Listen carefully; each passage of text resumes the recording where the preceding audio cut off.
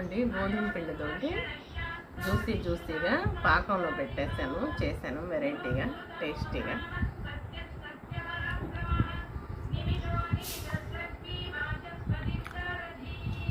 Super,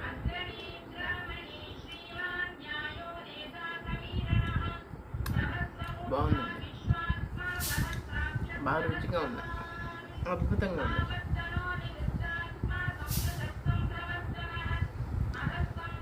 ఎప్పుడైనా పూరీలు ఇలా మిగిలినప్పుడు ఇలా చేస్తే బాగుంటుందండి. గోధుమ పిండే కదా, ఇలా మిక్సీ వేసేసుకొని పాలు కలుపుకోవచ్చు. నేను వాటర్ కలిపాను కదా, పాలు కలిపేసుకొని అలా ఉండలు తయారు చేసేసుకొని ఇలా పాకం తయారు చేసుకొని పాకంలో వేసేసుకుంటే చాలా బాగుంటుంది.